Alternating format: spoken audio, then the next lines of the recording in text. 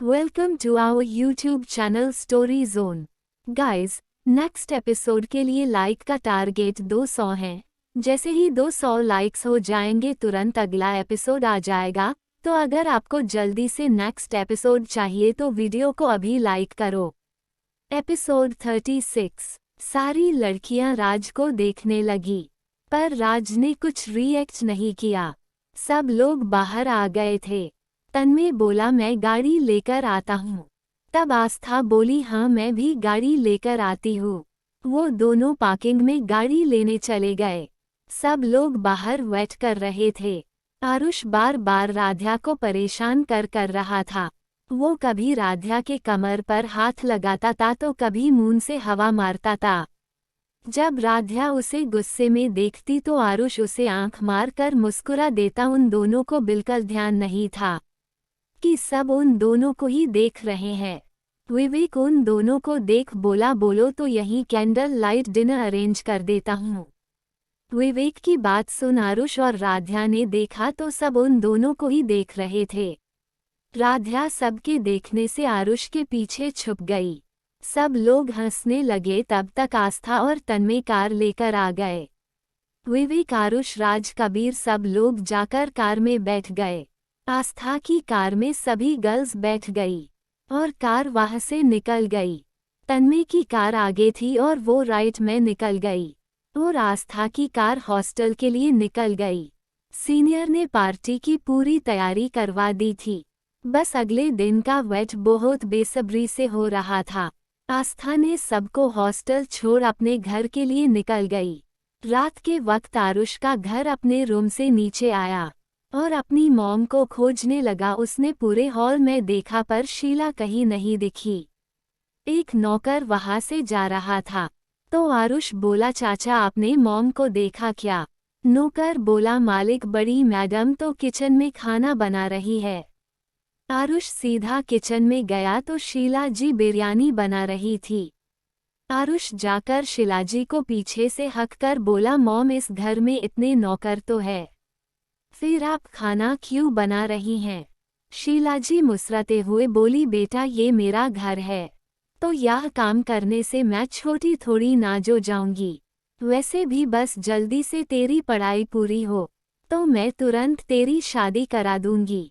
आरुष अपना मुंह बनाकर पीछे हो गया और बोला आपको हमेशा मेरी शादी की क्यों पड़ी रहती है? देखो ना आप पापा और मैं लाइफ में कितने खुश हैं और हमें चाहिए भी क्या। और वैसे भी मुझे मेरी आज़दी बहुत प्यारी है। मैं भी बिल्कुल तेरी तरह सोचता था। पीछे से आवाज आई तो राजन जी खड़े थे। उन्हें देख आरुष बोला पापा आप आ गए। राजन जी किचन में आते हुए बोले हाँ। फिर बोले बेटा मैं भी बिल्कुल तेरे जैसा सोचता था। जब भी मेरी मॉम शादी की बात करती पर उन्होंने मेरी शादी तेरी माँ से करा दी।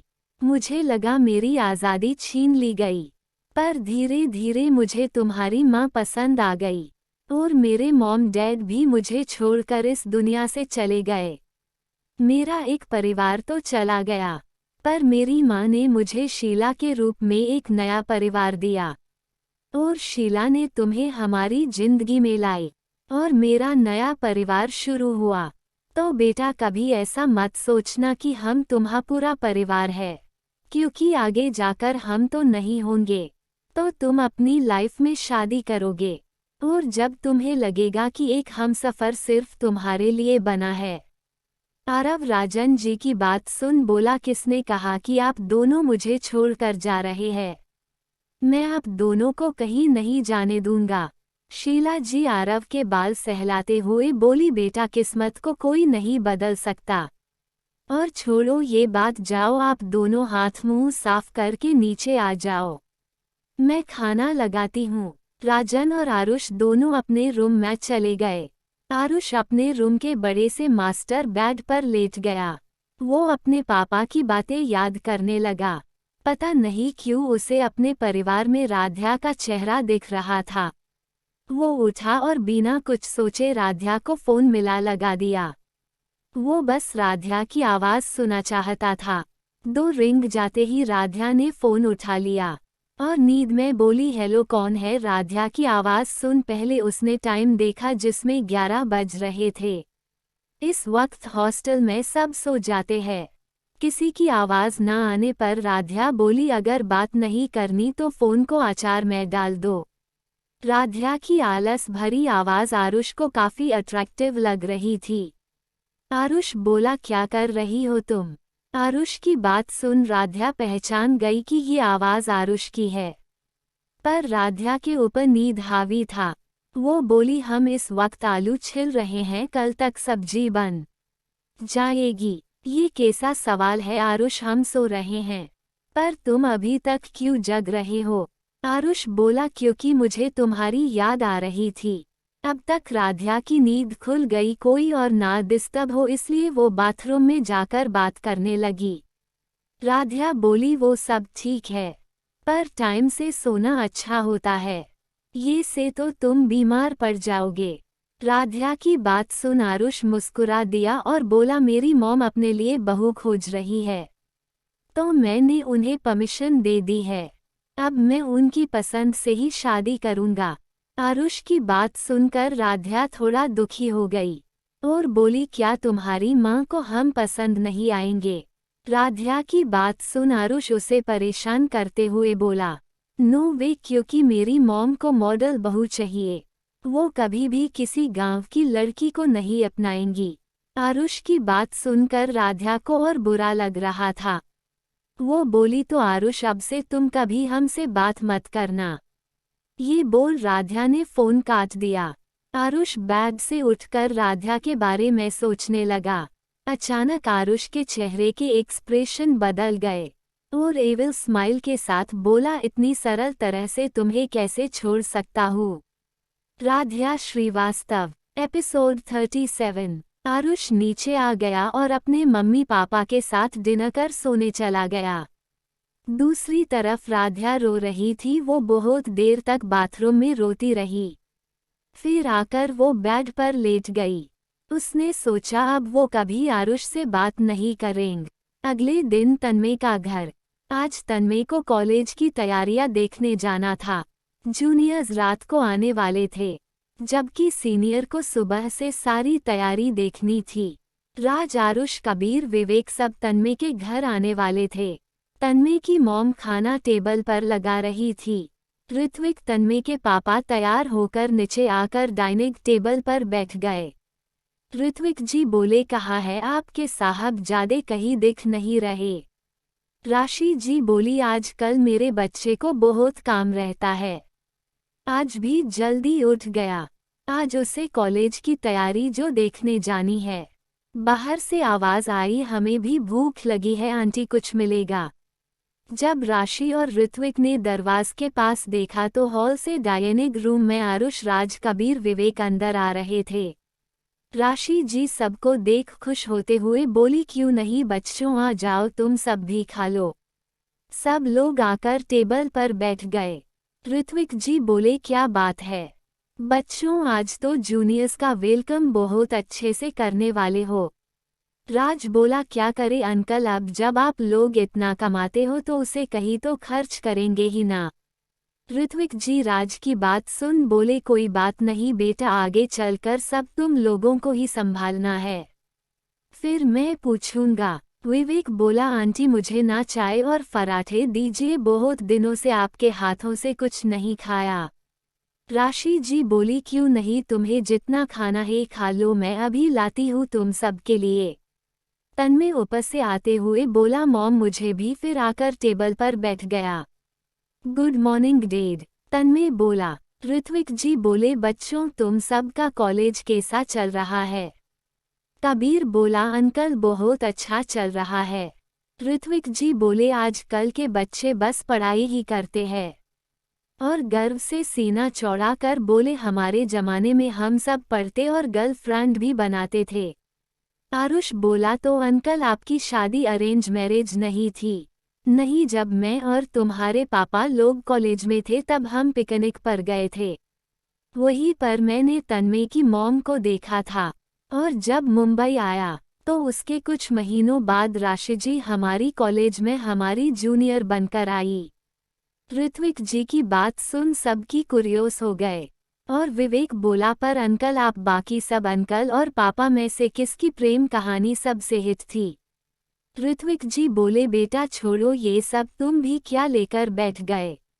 ऋत्विक जी की बात सुन सबको कुछ गड़बड़ लगी। तन्मय बोला, पापा बताए ना, ऐसा क्या हुआ जो आप हमसे नहीं बता रहे? आरुष बोला, अंकल मुझे ना आपसे एक बात पूछनी है।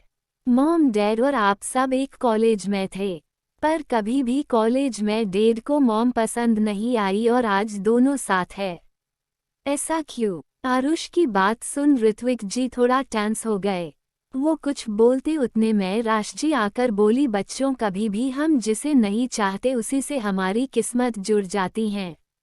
एक दिन तुम्हें पता चलेगा। हम सब तुम सबको साथ में सब कुछ बताएंगे, पर अभी वो वक्त नहीं आया। तुम सब नाश्ता करो फिर जल्दी से कॉलेज के लिए जाओ, आज तैयारी भी तो देखनी है। सब लोग बात मानकर जल्दी से नाश्ता कर कॉलेज के लिए चले जाते हैं। कॉलेज पहुंचकर सब तैयारी देखते हैं। सब तैयारी बहुत अच्छी हुई थी। देखते ही देखते सब कुछ करते हुए रात हो जाती है। सीनियर तो कॉलेज में ही तैयार हो गए थे। कुछ देर में सब जूनियर आना स्टार्ट हो गए, पर आरुष, कबीर, तन्मय, राज को अपनी अपनी गर्लफ्रेंड का इंतजार था। सब लोगों को तैयारी बहुत अच्छी लगी। सारे लड़कों की नज़र गेट पर ही थी। वो सब खड़े होकर बात कर रहे थे। तब रुचि उन सब के पास आकर बोली, हाय आरुष। रुचि को देखकर सबका मुंह वैसे ही लटक गया। विवेक राज को धीरे से बोला, आ गई आरुष की चिपकू गम। तो राज बोला, इसके पास इतना दिमाग होता तो ये यहाँ नहीं आती। आरुष ने भी बेमन से बोला, हाय रुचि। रुचि अपने बाल पीछे झटकते हुए बोली, बिल्कुल ठीक। अच्छा वो सब छोड़ो, ये बताओ मैं कैसी लग रही हूँ? विवेक बोला, रुचि यू लुकिंग गॉर्जियस। तुम पहले भी वैसी थी और आज भी कुछ वैसी हो, बस मेकअप थोड़ा ज्यादा करने लगी हो। लास्ट वाली लाइन विवेक ने धीरे बोला था। विवेक की बात सुन रुचि एटीट्यूड से बोली, थैंक्स विभू। विवेक ने एक तिरछी मुस्कान दी और बोला, वेलकम। रुचि ने काफी रिवीलिंग कपड़े पहने थे। एक ब्लैक नी तक वन पीस पहना था जो पीछे से पूरी ओपन था। कुछ देर में रोरा एवा भी आ गए थे। रुचि उनके पास चली गई। काफी देर बाद आस्था, मीत, सानवी और मयूरी अंदर आते हुए दिखे। आधे लोगों की नज़र तो बस उन चारों पर थी। आज चारों ही किसी परी से कम नहीं लग रही थी। जो लड़कियां इतने सिंपल तरीके से आती है, आज उन्हें किसी मॉडल की तरह देखकर सबकी हवाएं उड़ गई थी। तो वही तन्मय, कबीर, राज, विवेक तो बस खोए हुए थे। तन्मय तो बिना चश्मे के सानवी को देख काफी खुश था। तो वही आरुष को राध्या कहीं नहीं दिखी। सब लोग अंदर आकर टेबल के पास जाकर बैठ गए। सारे लड़कों ने उनकी तरफ कदम बढ़ा दिए। मयूरी, मीत, सानवी, आस्था, सब लोग उदास थे। आरुष बोला, राध्या कहाँ है? वो दिख नहीं रही। आरुष परेशान होते हुए बोला। आस्था बोली, वो हम लोग ने उसे लाने की कोशिश की, पर उसने कहा उसकी तबीयत ठीक नहीं है, इसलिए वो नहीं आई। एपिसोड 38। आस्था की बात सुनकर आरुष समझ गया कि राध्या ने उसकी बात को दिल पर ले लिया है। आस्था, मीत, मयूरी, सानवी सब लोग उदास बैठे थे, पर तन्मय, राज, कबीर को उनका उदास होना अच्छा नहीं लगा। माइक में अनाउंस हुआ कि सब लोग डांस कर सकते हैं, पर किसी का मन नहीं था। आरुष बोला, जाओ तुम सब ये से क्यों बैठे हो? तब मयूरी बोली, राध्या के बिना अच्छा नहीं लग रहा है। आरुष कुछ सोचते हुए बोला, तुम सब अपनी पार्टी खराब मत करो, मैं राध्या को लेकर आता हूँ। आरुष की बात सुन सब खुश हो गए। मयूरी बोली, पर आरुष तुम हॉस्टल में कैसे जाओगे? वार्डन तुम्हें देख लेंगी तो तमाशा हो जाएगा। आरुष एक मुस्कान के साथ बोला, तुम चिंता मत करो, तुम सब बस आज की पार्टी एंजॉय करो। सब लोग मान गए। आरुष तुरंत वहां से अपनी कार लेकर निकल गया। कुछ देर में वो हॉस्टल के बाहर खड़ा था, फिर दीवार कूदकर अंदर चला गया। पार्टी के वजह से पूरा हॉस्टल खाली था, बस हर जगह अंधेरा था। उसे जल्दी ही राधा का रूम मिल गया। वो धीरे से दरवाजा खोलकर अंदर गया तो रूम में अंधेरा था, पर हल्की रोशनी में आरुष ने देख लिया कि राधा बेड नंबर 1 सोई हुई थी। या यूं कहे कि उसने बस अपनी आंखें बंद करके अपनी तकलीफ छुपा रही थी। आरुष ने दरवाज़ा बंद किया। वो चलकर राधा के पास आया और टेबल पर बैठकर राधा को निहारने लगा। जब राधा को लगा कोई उस देख रहा है तो वो डर कर उठ गई और सामने देखी कोई लड़का काले सूट में एक पैर पर दूसरा पैर रख उसे देख रहा था। राधा को उस आदमी का चेहरा नहीं दिख रहा था, पर उस आदमी की परफेक्ट परछाई बहुत खूबसूरत लग रही थी। पर राधा को डर लग रहा था। वो हकलाते हुए बोली, का कौन है? देखो तुम जो भी हो हमें बताओ, वरना हम वार्डन को बुलाते हैं। अचानक आरुष खड़ा हुआ। वो चलकर राधा के पास आने लगा। अब राधा का डर और बढ़ गया। वो कुछ बोलती उससे पहले आरुष ने उसके मुंह पर हाथ रख बोला, चिल्लाना मत, मैं हूँ। आरुष की आवाज़ सुन राधा शांत हो गई। राधा आरुष का हाथ हटाकर थोड़ा कॉन्फ्यूज होते हुए बोली, आरुष तुम यहाँ क्या कर रहे हो? आज तो पार्टी है, तुम्हें वहाँ होना चाहिए। राधा की बात सुन आरुष बोला, वो पार्टी में तुम नहीं थी इसलिए मैं तुम्हें लेने आ गया। तुम्हारे बिना मैं वहाँ किसके साथ डांस करता? राधा अपना सिर नीचे करते हुए उदास मन से बोली, आरुष तुम जाओ। तुम्हें हमसे बात नहीं करनी चाहिए। तुम्हारी माँ को हम पसंद नहीं है तो इस प्यार का कुछ नहीं होगा। राधा की बात सुन आरुष मुस्कुराया और अपने जूते निकाल दिए और अपना कोट निकाल दिया और कूदकर बेड के दूसरे साइड आ गया और राधा के बगल में लेट गया। राधा आरुष की हरकतों को देख रही थी। उसे कुछ समझ नहीं आया। वो सोच ही रही थी। तब आरुष ने उसे अपने ऊपर खींच लिया। राधा आरुष को और झुक गई। राधा के हाथ आरुष के चेस्ट पर थे। वो उसे अपनी बड़ी बड़ी आंखों से देख समझने की कोशिश कर रही थी। राधा के बाल जो आरुष के चेहरे को कवर कर रहे थे। आरुष ने राधा के बाल कान के पीछे करते हुए बोला, क्या सोच रही हो? राधा आरुष के ऊपर से हटते हुए बोली, कुछ नहीं। वो उठ पाती उससे पहले आरुष ने उसे खींचकर अपने पास सुला दिया और खुद उसके ऊपर आ गया। आरुष राधा के गाल को पकड़ सहलाते हुए धीरे और प्यार से बोला, तुम हमेशा मेरी ही रहोगी। तुम्हें मुझसे कोई अलग नहीं करेगा। राधा आरुष की आंख में देखते हुए बोली, पर तुम्हारी माँ वो नहीं मानी तो? आरुष बोला, मान जाएंगी। फिर वो अपनी आंखें मटकाते हुए बोला, वो मैंने तुमसे झूठ बोला था तुम्हें परेशान करने के लिए। पर मुझे क्या पता था तुम इतना सीरियस हो जाओगी कि पार्टी ही क्विट कर दोगी। आरुष की बात सुन राधा उसे अपनी आंख छोटी कर घूरने लगी। उसने आरुष को अपने ऊपर से धक्का देकर हटा दिया। उसके बाद सारे तकियों से आरुष के ऊपर बरसात कर दी और बोले जा रही थी, तुमने हमारी जान निकाल दी। हम कल से रो रहे थे और तुम्हें मज़ाक की पड़ी है। हम तुमसे कभी बात नहीं करेंगे, तुम जाओ। राधा गुस्से में सब कुछ बोलकर मारे जा रही थी। आरुष बोला, राधा बस क्या कर रही हो? अपने होने वाले पति को कोई ये से मारता है? तुम बिल्कुल जंगली सुअर लग रही हो। सुअर सुनते ही राधा रुककर बोली, क्या कहा तुमने? हम तुम्हें सुअर नजर आते हैं क्या? आरुष भी पहले सोचने लगा, जंगली बिल्ली होता है तो मैंने सुअर क्यों बोला। फिर रुककर सोचकर बोला, नहीं जंगली बिल्ली हो तुम।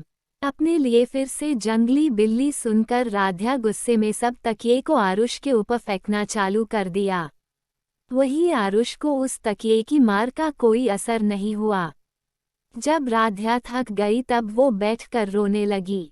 आरुष उसे इतना तेज रोते हुए देख बोला, राधा थोड़ा धीरे से वरना हम दोनों पकड़े जाएंगे। आरुष की बात सुन राधा चुप होकर देखने लगी। आरुष बोला, तुम्हारी अलमारी कौन सी है? आरुष की बात सुन राधा ने उसे अपनी अलमारी दिखाई तो आरुष जाकर राधा का वो गाउन लेकर आया जो राधा ने कल उसके साथ खरीदा था। आरुष आकर राध्या के पास बैठ गया और उसे कपड़े देते हुए बोला, जाओ तैयार हो जाओ, मैं तुम्हें पार्टी में ले चलता हूँ। आरुष की बात सुन राध्या बोली, पर हमें नहीं जाना कोई पार्टी में। राध्या की बात सुन आरुष बोला, ठीक है मैं भी यही रुक जाता हूँ, दोनों आज पूरी रात साथ में रहेंगे। ये बोलकर आरुष राध्या के पास आया और उसके कमर पर अपने हाथ जैसे रखा वैसे ही राध्या खड़ी हो गई और हड़बड़ाते हुए बोली, आरुष हम तैयार होकर तुम्हारे साथ चलते हैं। राध्या कपड़े लेकर जल्दी से बाथरूम चली गई। आरुष अब आराम से राध्या के बेड पर लेट गया। दूसरी ओर पार्टी में आरुष के जाने से रुचि को बहुत गुस्सा आ रहा था। उसने सोचा था वो आरुष के साथ आज डांस करेगी, पर यह उसे आरुष कहीं दिख नहीं रहा था। एपिसोड 39। देर में आरुष राध्या कॉलेज पहुंच गए थे। जब राध्या अंदर गई तब मीत, सानवी, मयूरी, उसे आस्था उसे देख खुश हो गए। वो जल्दी से उसके पास गए। आस्था बोली, अच्छा हुआ आरुष तुम्हें यहाँ ले आया, कितना बोरिंग लग रहा था, अब चलो। राध्या ने एक नज़र आरुष पर डाली, उसके बाद वो अंदर चली गई। आरुष भी अपने दोस्तों के पास चला गया। सब लड़कियों के चेहरे पर खुशी देख सब लोग खुश हो गए। वो सभी लड़कियों के सामने टेबल के पास खड़े थे, इसलिए वो सब कुछ देख रहे थे। मयूरी बोली, राधे अब तुम आ गई हो तो चलो खाना खाते हैं, कब से भूख लगी है। मयूरी की बात सुन सब उसे देखने लगे और हंसने लगे। सबको अपने ऊपर हंसता देख मयूरी मुंह बनाकर बोली, कितने बुरे हो तुम लोग, हमारे ऊपर हंस रहे हो। राध्या चलकर मयूरी के पास गई और उसके गाल खींचते हुए बोली, अभी तो हम सिर्फ हंस रहे हैं मयूर, तुम्हें पता है तुमने काका से बात कब की थी, तो अब तुम खैर मनाओ। राध्या की बात सुन मयूरी परेशान होते हुए बोली, क्या तुमने बाबूजी से बात की। राध्या ने हाँ मैं सिर हिलाया तो। मयूरी बोली, अब तो हम गए समझो। मयूरी की बात सुन सब मुस्कुराने लगे। आस्था बोली, कोई नहीं मायूं, तुम चिंता मत करो, हम सब हैं ना तुम्हें पिटवाने के लिए। फिर आस्था ने सबको आंख मारी। मयूरी तो मुंह फुला ली, वो बात नहीं कर रही थी। सबको उसकी हालत पर हंसी आ रही थी, तो वही कबीर को मयूरी का ये से नाराज होना अच्छा नहीं लग रहा था। राध्या बोली, छोड़ो मयूर, तुम भी छोटी बात पर गुस्सा हो रही हो। मयूरी बोली, हमें तुमसे कोई बात नहीं करनी है। राध्या बोली, ठीक है हम काका को फोन करके बोल देते हैं। मयू ने हमसे दोस्ती तोड़ दी है, आप उसे वापस बरसाना बुला ले। राध्या की बात सुन मयूरी जल्दी से बोली, हम कहाँ गुस्सा है, देखो हम तो बिल्कुल ठीक है। मयूरी का बात पलटने पर सब हंसने लगे। मयूरी खड़ी हुई और राध्या के कंधे पर अपना सिर रख बोली, राधे तुम सच बोल रही हो ना, बाबूजी हमें तुमसे अलग तो नहीं करेंगे ना। आस्था बोली, मयूर राध्या तुमसे झूठ बोल रही है, तुम्हें कोई नहीं अलग करेगा। मीत बोली, बस करो, तुम लोग इतनी अच्छी पार्टी पर मिट्टी डाल रहे हो।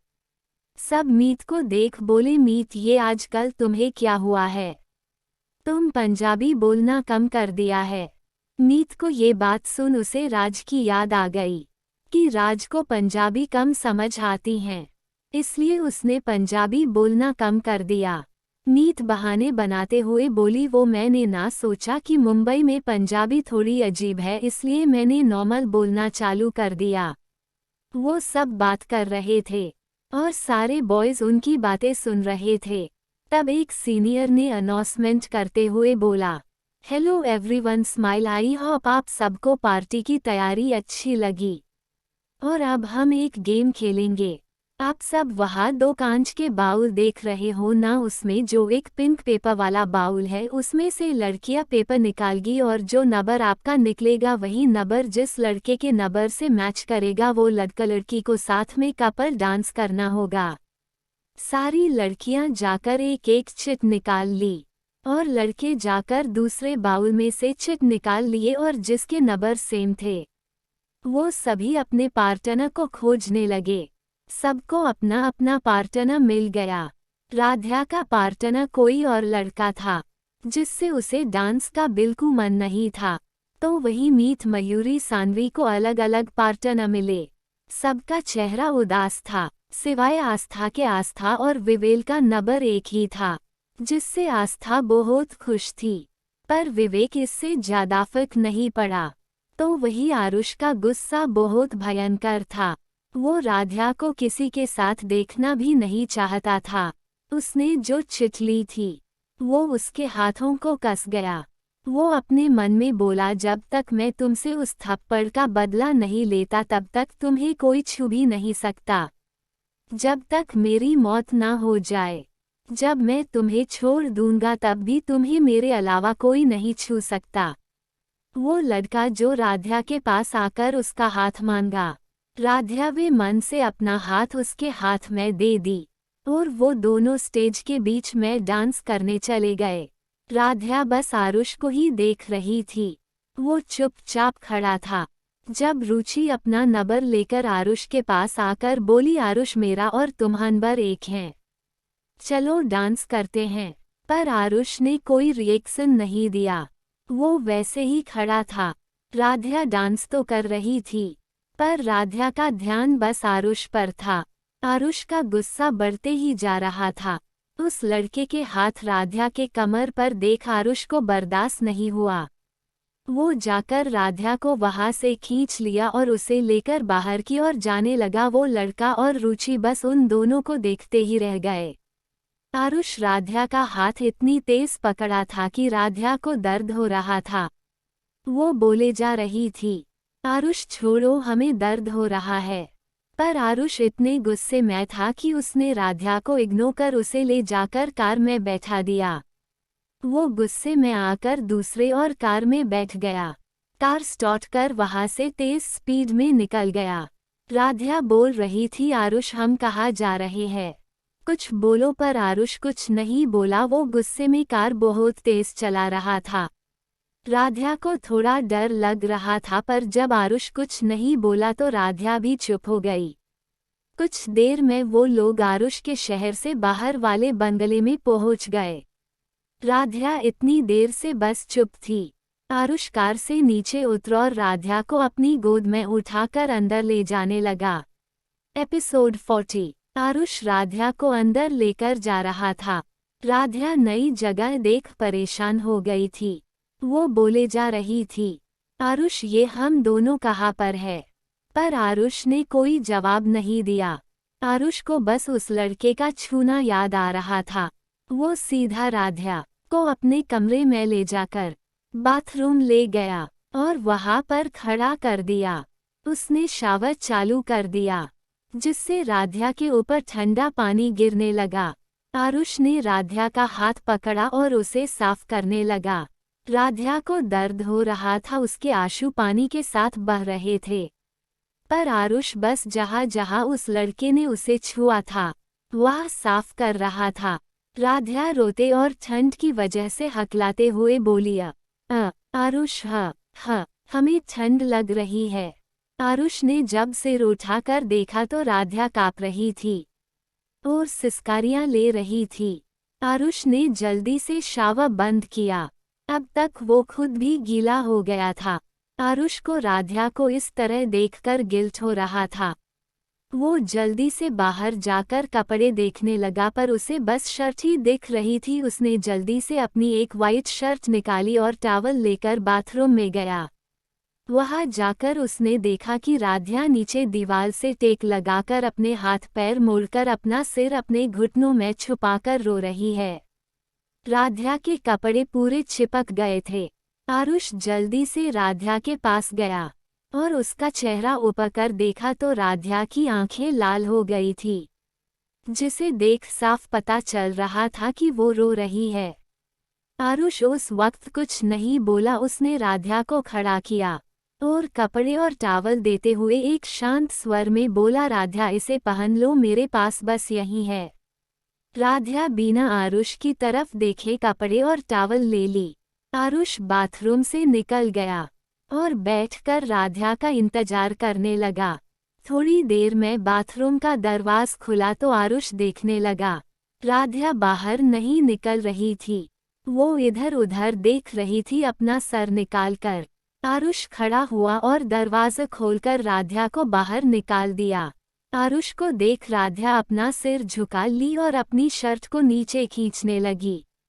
राध्या की इस हरकत पर आरुष मुस्कुरा दिया। राध्या को वो शर्ट काफी बड़ी थी जिससे राध्या का हाथ बाहर नहीं था। आरुष राध्या को देख बोला, खींचो मत, वो लंबा नहीं होगा। राध्या ने आरुष को नहीं देखा, वो अपना सिर झुकाए हुए बेड को देख वहां जाकर बैठ गई। वो अभी भी आरुष से उस बिहेवियर के लिए गुस्सा थी। आरुष ने नोटिस कर लिया। आरुष बोला, राध्या तुम कुछ खाओगी, मैं कुछ बना देता हूँ। वैसे तो आरुष को कुछ भी बनाने नहीं आता है, पर उसे भूख भी लगी थी। वो चाहता तो राध्या को बोलकर उससे बनवा लेता, पर राध्या इस वक्त उससे बात नहीं कर रही थी। आरुष के पूछने से राध्या ने अपना सर हाँ में हिला दिया। आरुष बिना कुछ बोले नीचे चला गया। राध्या अब आराम से कंबल ओढ़कर उस बड़े से बेड पर बैठ गई और रूम को देखने लगी। राध्या को पता चल गया कि यह आरुष की फैमिली नहीं रहती हैं। वो देखने लगी, ये रूम कितना बड़ा है और ये बेड राउंड शेप में काफी बड़ा मास्टर बेड है।